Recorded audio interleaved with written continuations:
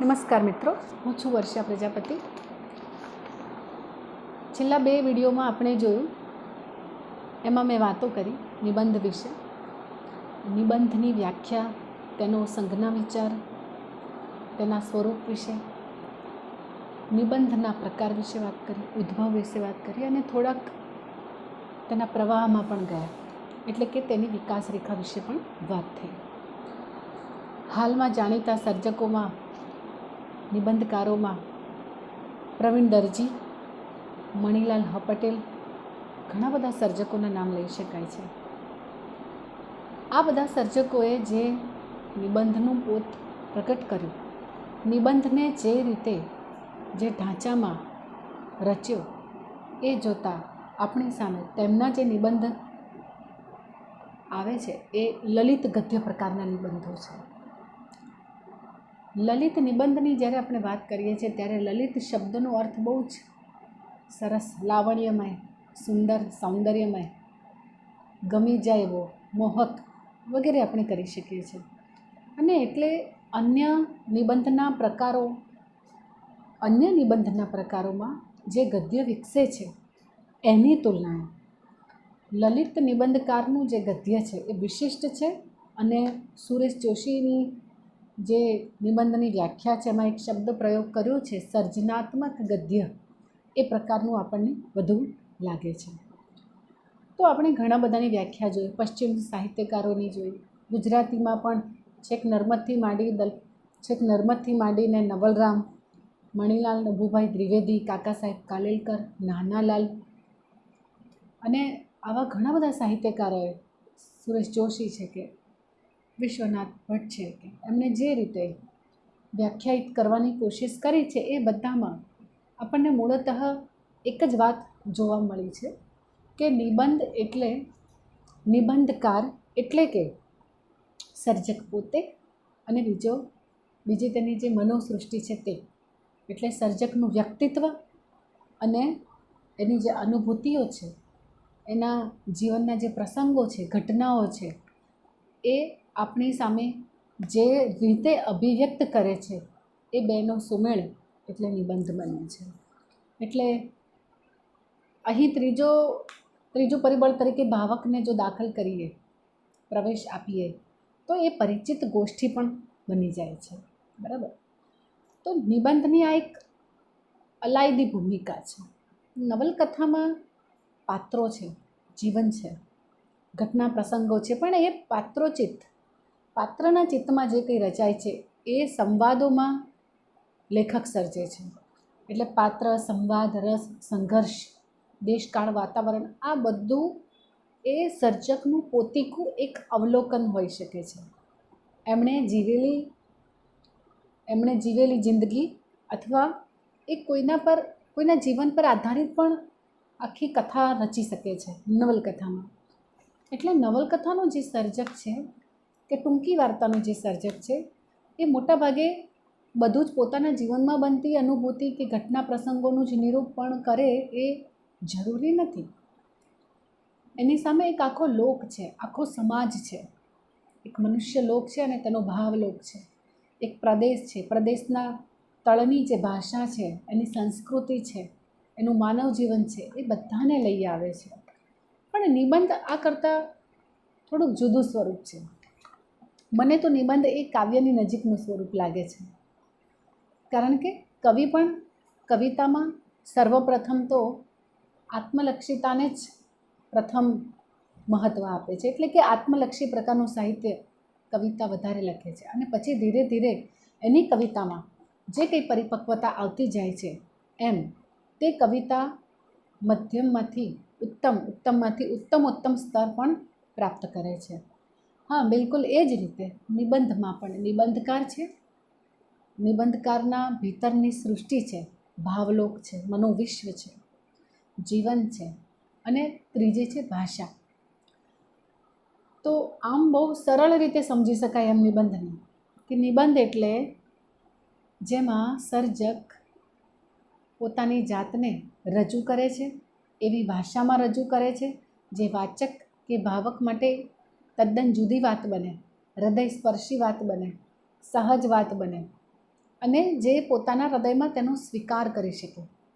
મોટાભાગના સાહિત્યમાં આપણે કૃતિઓ કે તેની કથા વસ્તુ કે એનો જે કથાપટ છે, એનો વિસ્તાર છે, એ જોઈએ તો આપણું હૃદય ભલે એ જીવન ના જીવ્યું હોય, આપણા જીવનમાં એવી ઘટના કે પ્રસંગ ભલે ના બની હોય, એવી કોઈ સંવેદના ભલે ના સળવળી હોય, પણ જ્યારે આપણે સર્જકના માધ્યમથી, એની ભાષાના માધ્યમથી આપણી પાસે એ અનુભૂતિનો જે વિસ્તાર પ્રગટે છે, એ જાણે આપણને આપણો પોતિકો એક ઉદ્ગાર લાગે છે. તો આટલી વાત કરીએ કે નિબંધમાં નિબંધકાર છે, એની ભાવસૃષ્ટિ છે, અને સાથે છે એનું રસાળ ગદ્ય એટલે કે એની નિરૂપણ રીતિ છે. ઘણા બધા લક્ષણો છે નિબંધમાં, પણ નિબંધના વ્યાવર્તક લક્ષણો જે અન્ય સ્વરૂપ કરતાં, નવલકથા કહો કે ટૂંકી વાર્તા કહો, તેના સ્વરૂપો કરતાં થોડા જુદા પડી આવતા, જુદા તરી આવતા લક્ષણો પણ છે. નિબંધ એટલે કોઈ લેખ નહીં, માત્ર આર્ટિકલ નહીં. નિબંધ એટલે કોઈ હાસ્યા નોંધ જ નહીં. નિબંધ એટલે કોઈ પત્ર નહીં. ઘણી બધી સંજ્ઞાઓ આની સાથે આપણે જોડી તો દઈએ છીએ, પણ નિબંધનું જે અલગ સ્વરૂપ છે એ એમાંથી આપણે પ્રગટાવી નથી શકતા. એટલે હળતી ભળતી બંધ બેસતી થોડી ઘણી સંજ્ઞાઓ એની સાથે જોડાઈ જાય, પણ છેવટે તો નિબંધનું એક જુદું જ સ્વરૂપ છે, એ આપણી પાસે આવીને ઊભું રહે છે.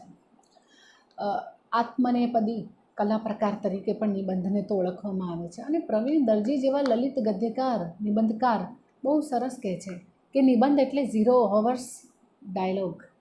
0 hours ડાયલોગ એટલે નિબંધને તમે કશાયમાં બાંધી નથી શકતા, કોઈ કલાકોમાં બાંધી નથી શકતા. એક માણસ, એક વ્યક્તિ જ્યારે પોતાના ચિત્તની, પોતાના મનની વાત બીજા વ્યક્તિ સામે અથવા કોઈ એવી ભૂમિકામાં રજૂ કરે છે, એ ભાવ વિશ્વને ઉઘાડે છે, ત્યારે એને નથી ખબર કે સામે કોણ છે કે કોણ નહીં, પણ એ બસ એક સંવાદ શરૂ કરી દે છે પોતાના તરફથી.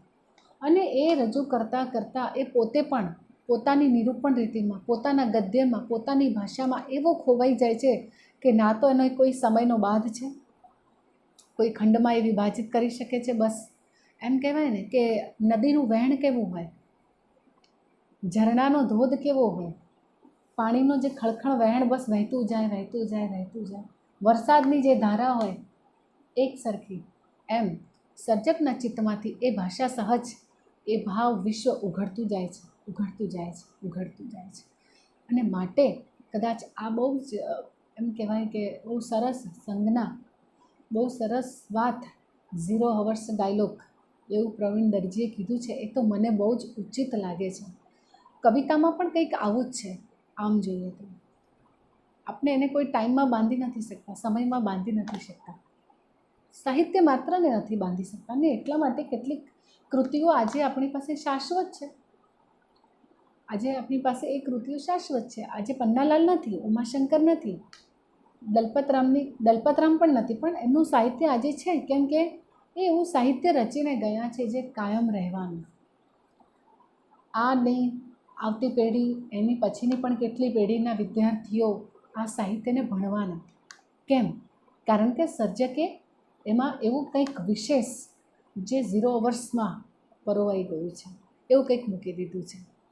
તો આપણે નિબંધની આ રીતે વાત કરીએ અને એમાં ઊંડા ઉતરીએ તો આપણને સમજાશે કે ખરેખર નિબંધ એ પ્રવીણ દરજીની ભાષામાં કહીએ, એમના કથનમાં કહીએ તો 0 hours ડાયલોગ છે. હવે નિબંધને સમજવા માટેના, કોઈ પણ કૃતિને સમજવા, નિબંધ કૃતિને સમજવા માટે એના ચોક્કસ જે પરિબળો છે અથવા કહો સ્વરૂપ ઘટકો છે, લક્ષણો છે, એ આપણે સમજી લેવા જોઈએ. તો આપણે કયા કયા લક્ષણો તેમાં ગણાવી શકીએ? તો સર્વપ્રથમ તો વ્યક્તિત્વનું પ્રગટીકરણ. બરાબર, હું સર્વપ્રથમ બધા જે એમના લક્ષણો છે મુખ્ય ભૂમિકામાં, એ હું તમારી સામે બોલું છું, પછી એક એક લક્ષણ આપણે એના વિશે વાત કરીશું. તો વ્યક્તિત્વનું પ્રકટીકરણ, વિષયવસ્તુ, નિરૂપણ રીતિ, આકાર, આદર્શ, શૈલી, સંક્ષિપ્તતા, લવચિકતા, આ બધા નિબંધના જુદા જુદા લક્ષણો છે. હવે આપણે એક પછી એક લક્ષણની વાત કરીએ તો નિબંધમાં વ્યક્તિત્વનું પ્રકટીકરણ. કોણ? સર્વપ્રથમ તો કોના વ્યક્તિત્વની વાત થાય છે? કોઈ પણ સાહિત્ય કૃતિ હોય એટલે કે નિબંધ કૃતિ હોય એમાં કોના વ્યક્તિત્વની વાત થાય છે?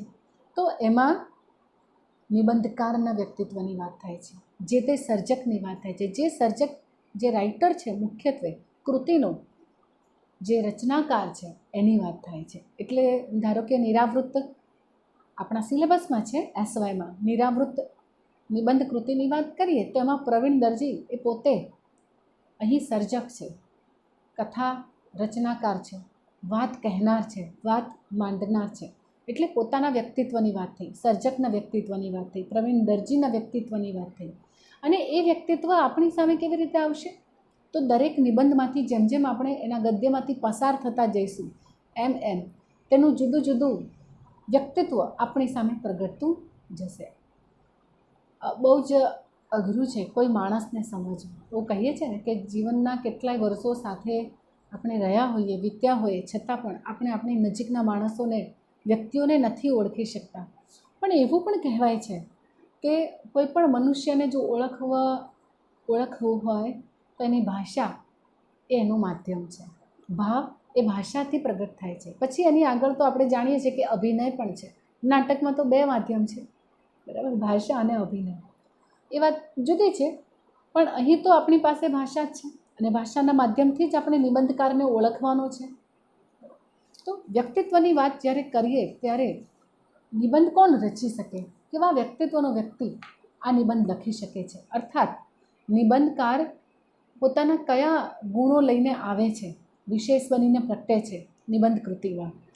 તો નિબંધમાં એનું એક આગવું પોતું પ્રગટવું જોઈએ. નિબંધકાર આત્મીય, અનુભવી, અવલોકન શક્તિ જેની વિશિષ્ટ હોય તેવો હોવો જોઈએ, ભાવુક અને નિખાલસ હોવો જોઈએ, સ્પષ્ટ વક્તા હોવો જોઈએ, કલ્પનાશીલ હોવો જોઈએ, મૌલિક એટલે પોતાની રીતે વિચારનાર, કોઈને નકલ નહીં, પોતાની રીતે વાત માંડનાર, પોતાના અનુભવોને પોતીકી આગવી શૈલીમાં રજૂ કરનાર હોવો જોઈએ, એટલે મૌલિક હોવો જોઈએ.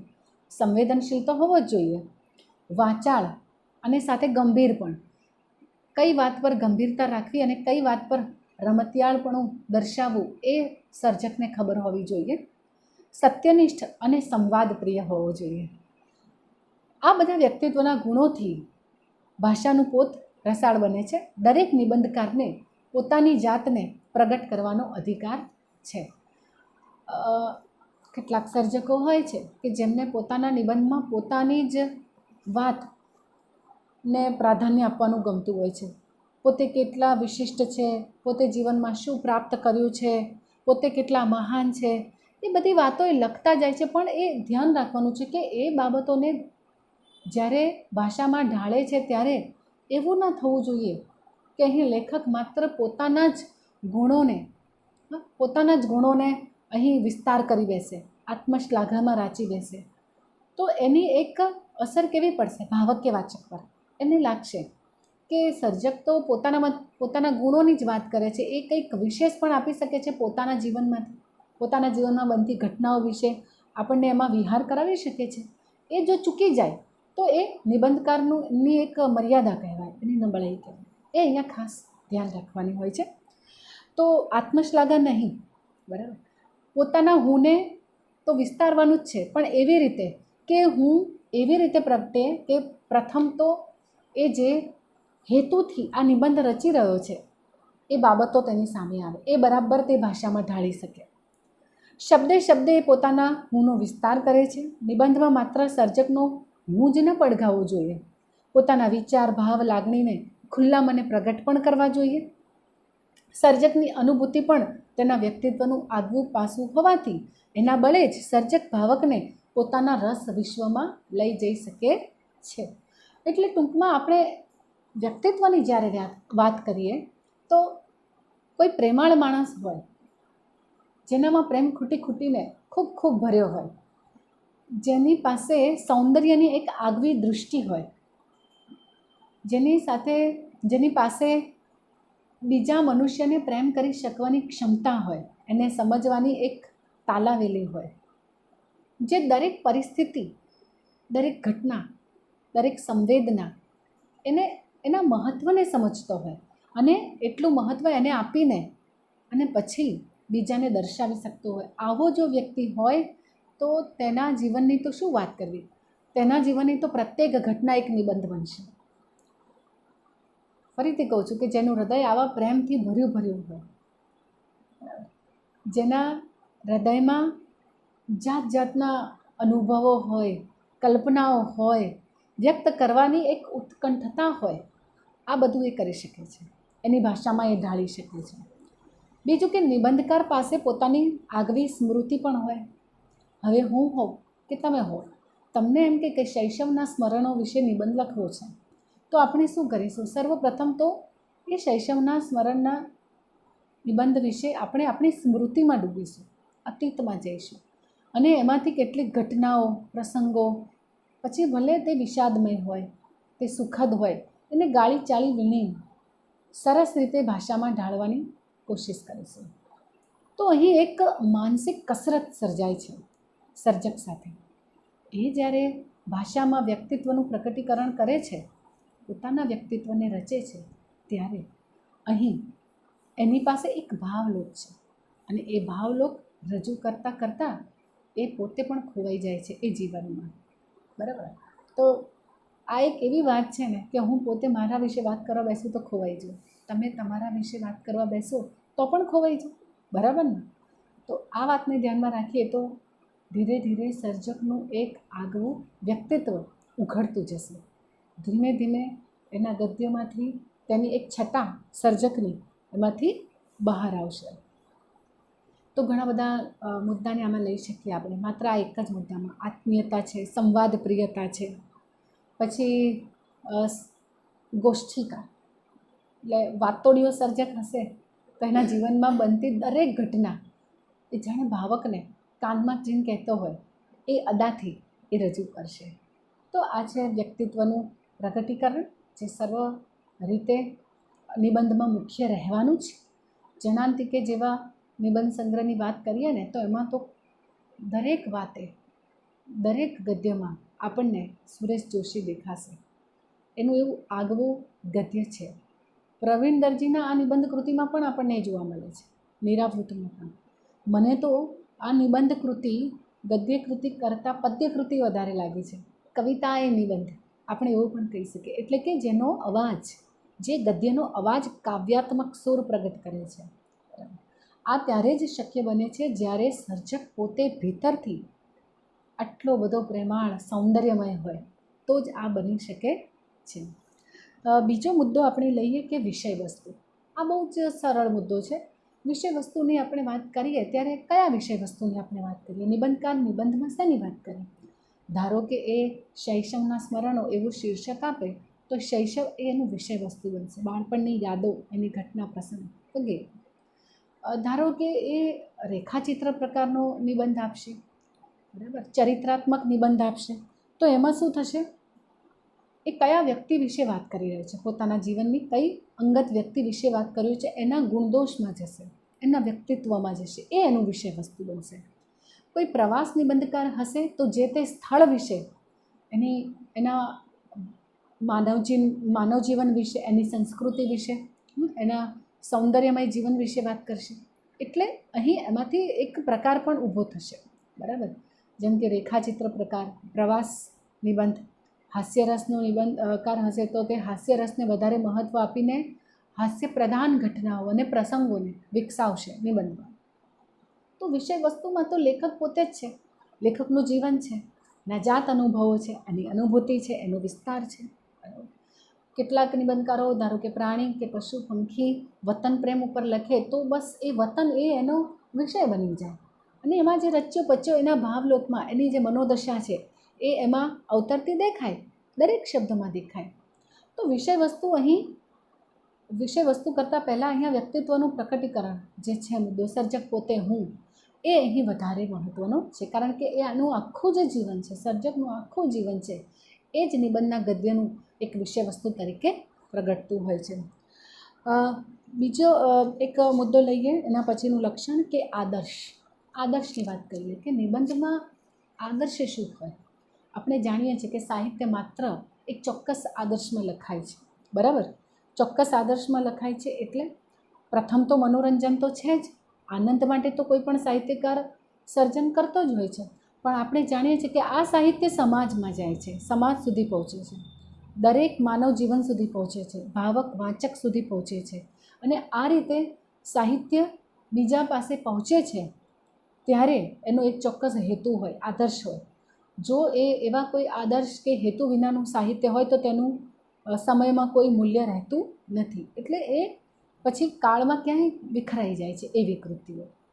તો આદર્શની વાત કરીએ તો દરેક નિબંધકાર પાસે લખવાનો નિબંધ શા માટે તે લખે છે એનો એક હેતુ હોય છે. એમાં તે શું રજૂ કરતો હોય છે? તો પોતાનો ગહન અભ્યાસ હોય, પોતાનું ડહાપણ હોય, પોતાની જે વિશેષતાઓ છે, અવલોકન કરવાની જે શક્તિ છે એ એમાંથી છતી થતી હોય છે. એક સાચો સમીક્ષક હોઈ શકે, એ અદાથી તે સર્જન કરતો હોય, એટલે સમીક્ષા કરવાના હેતુથી પણ કોઈના જીવન વિશે કે પોતાના જીવન વિશે સમીક્ષા કરવાના હેતુથી પણ તેણે નિબંધ લખ્યો હોય. એ ઉદ્ઘોષક હોઈ શકે, ઉપદેશક હોઈ શકે, કલાપ્રેમી પણ હોઈ શકે, બરાબર? સમાજ સુધારક પણ હોઈ શકે છે, વિવેચક હોઈ શકે છે, આલોચક હોઈ શકે છે. તો આવા કોઈ પણ પ્રકારના એમ કહેવાય કે એના વ્યક્તિત્વના ભાગમાંથી તેનો આદર્શ પ્રગટતો હોય છે નિબંધમાં. એટલે ચોખ્ખીને ચટ વાત કરીએ તો નિબંધનો આદર્શ એ જ્ઞાનકારક, આનંદપ્રિયતા, સૌંદર્ય દર્શાવવાનો અને ખાસ તો પોતાના મનની વાત સામેવાળા વ્યક્તિ સુધી પહોંચાડવાનો હોઈ શકે છે. એટલે શુભ આશય અને એનો શુભ આદર્શ હોઈ શકે છે. હવે આપણે આકારની વાત કરીએ. આકાર એટલે આમ જોઈએ તો નિબંધનો એક પ્રકાર છે. નિબંધનું વિષય વસ્તુ કેવું છે, એનું ભાવ જગત કેવું છે, એમાં આવતા પાત્રો કેવા છે, એના પરથી જ નિબંધનો એક આકાર પ્રગટતો હોય છે. હવે જેમ કે નિરાવૃત્ત છે, એનું જે ગદ્ય છે એ આપણે આ ગદ્ય કૃતિને વાંચીએ, આ નિબંધ કૃતિને વાંચીએ છીએ તો એમાંથી જે આકાર પ્રગટે છે તે લલિત ગદ્ય પ્રકાર તરીકેનો પ્રગટે છે, બરાબર? એટલે ઓલ ઓવર આખા નિબંધ કૃતિમાંથી પ્રગટતો જે મિજાજ છે, લેખકનો જે સ્વર છે હૃદયનો, એ જ એનો મુખ્યત્વે આકાર બનતો હોય છે. વિશેષ વાત કરીએ તો કોઈ ફિલસૂફ હોય, કોઈ ઉપદેશક હોય, કોઈ ચિંતક હોય, કોઈ મુગ્ધ પ્રેમી માણસ પણ હોય, સર્જકની વાત કરીએ છીએ આપણે, કોઈ રસિક હોય, કલ્પનાપ્રિય હોય, જ્ઞાની હોય, આવા બધા ગુણોમાંથી જ નિબંધનો આકાર જન્મતો હોય છે. એટલે આપણે કહીએ છીએ ને કે ચિંતનાત્મક પ્રકારનો નિબંધ, પ્રવાસ નિબંધ, હાસ્યરસ પ્રકારનો નિબંધ, બરાબર? પત્ર નોંધ પ્રકારનો નિબંધ, આ તો ડાયરી છે લેખકના જીવનની, આપણે એવું કહીએ છીએ. તો આ આકારો એના મિજાજમાંથી જ પ્રગટતો હોય છે, નિબંધકારના ભીતરના મિજાજમાંથી જ પ્રગટતો હોય છે. તો લેખક જીવનમાંથી અસ્તવ્યસ્ત થયેલી ઘટનાઓને પણ સરસ રીતે સાંકળરૂપ બનાવીને એને એક ચોક્કસ આકાર આપવાની કોશિશ કરે છે. ગમે તે ઘટના કે ગમે તે પ્રસંગ આડા અવળી એ જોડીને આપણી પાસે કૃતિમાં કંઈ પણ રજૂ કરી દેતો નથી. એને ખબર છે કે મારે પ્રથમ પ્રકરણમાં શું લખવું છે, બીજા પ્રકરણ અથવા તો બીજા નિબંધમાં મારા ગદ્યમાં શું આવશે, મારી અનુભૂતિ કઈ મારે વિશેષ રીતે રજૂ કરવાની છે, એને ખબર છે, સર્જકને ખબર છે. અને નિરાવૃત્તની જ વાત આપણે એટલા માટે કરીએ છીએ કે આપણા અભ્યાસક્રમમાં છે અને આપણને હસ્તગત છે એ કૃતિ, આપણે વાંચીએ છીએ એ અવારનવાર, માટે આપણે એની જ જો વાત કરીએ તો ડગલો, હળિયું, બરાબર, આ બધા નિબંધો આવશે. ઓરડો પહેલો જ નિબંધ છે. પછી સ્ટેશન એટલે જે વતન પ્રેમ, વતનમાં આપણને પહેલાં તો એન્ટર કરાવે છે, દાખલ કરાવે છે, પ્રવેશ કરાવે છે, અને ધીરે ધીરે પોતાના ઓરડાની વાત કરે છે, પોતાના સ્ટેશનની વાત કરે છે, પોતાના ફળિયાની વાત કરે છે, અને પછી તો આખો ભાવલોક ઉઘડે છે. એમાંથી પ્રકૃતિનું એક વિશ્વ પણ ઉઘડે છે. ધર્મશાળાની પણ વાત આવે છે, બાના વાડાની વાત આવે છે, ઇથિકાની સફર એવો સરસ મજાનો નિબંધ છે. તો આ પછી એમાંથી એક ક્યારેક એ સર્જક ચિંતન ગદ્ય પણ લઈને આવે છે, ક્યારેક એક મુગ્ધ પ્રેમી જેવો પણ દેખાય છે, ક્યારેક વાતોડિયો સર્જક પણ દેખાય છે, તો ક્યારેક પશલો પાણીવાળો કરીને નિબંધ લઈ આવે તો આપણને એક ચરિત્રકાર પણ એમાંથી જોવા મળે છે. તો આવા નિત નવા આકાર નિબંધમાંથી પ્રગટતા હોય છે. બીજો એક લક્ષણ છે સંક્ષિપ્તતા. સંક્ષિપ્તતા એટલે લાઘવ એટલે ટૂંકાણ. નિબંધનું જે ગદ્ય છે એનો તો કંઈ અંત નહીં. જ્યારે નિબંધકાર નિબંધ લખવા બેસે છે તો નો લિમિટ્સ, નો ટાઈમ, એને એને આપણે એમ કહેવાય ને કે નો એન્ડ, 0 વર્ષ ડાયલોગમાં એ લખતો હોય છે, અને છતાં પણ નિબંધ એ ભાવક સાપેક્ષ હોય.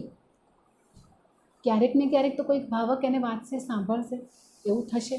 અને એટલે એ નિબંધનું જે ગદ્ય છે એ કેવું હોવું જોઈએ? સંક્ષિપ્ત હોવું જોઈએ. જો એ નિબંધનું ગદ્ય સંક્ષિપ્ત નહીં હોય અને એ 10 પેજથી વધારે, એટલે કે પૃષ્ઠ 10 પૃષ્ઠથી વધારે, 12 પૃષ્ઠ કે 15 પૃષ્ઠ કે એનાથી પણ વધારે બની જાય તો એ ભાવક માટે કે વાચક માટે કંટાળાનો વિષય બની જાય છે. જો કે અહીં શૈલી બહુ જ મહત્ત્વનો મુદ્દો છે, અને છતાં પણ હું કહું છું કે બને ત્યાં સુધી, હું નહીં એટલે સર્જકે પોતાએ જ આ નક્કી કરવાનું છે કે નિબંધનું જે પોત છે, નિબંધનું જે સ્વરૂપ છે, એણે પોતાના સીમિત પૃષ્ઠમાં રજૂ કરવાનું છે, ઓછા શબ્દમાં અને ઝાઝા કથનમાં, શોર્ટ એન્ડ સ્વીટ વાત નિબંધમાં એણે કરવાની હોય છે. એટલે કારણ આપણે જાણીએ છીએ કે આપણા વિદ્યાર્થીઓ પણ ઘણીવાર આપણાથી કંટાળી જતા હોય છે. જો આપણે નવા નવા નુસ્ખા ના અજમાવીએ આપણે ભણતરની રીતિમાં તો એ કંટાળી જાય. ભાવક અને વાચકની પણ આવી જ દશા છે મિત્રો. અને એટલે નિબંધકાર પર આવી એક જવાબદારી છે કે એણે જ્યારે પોતાનો નિબંધ રચવાનો છે ત્યારે ગમતી ભાષામાં, ગમતા આલંકારિક શબ્દ પ્રયોગોમાં, મનને મુગ્ધ કરે તેવી રસાળ શૈલીમાં અને બને ત્યાં સુધી સંક્ષિપ્ત પ્રકારનો નિબંધ લખશે તો એ ભાવક અને વાચક સુધી સરળતાથી પહોંચી શકશે.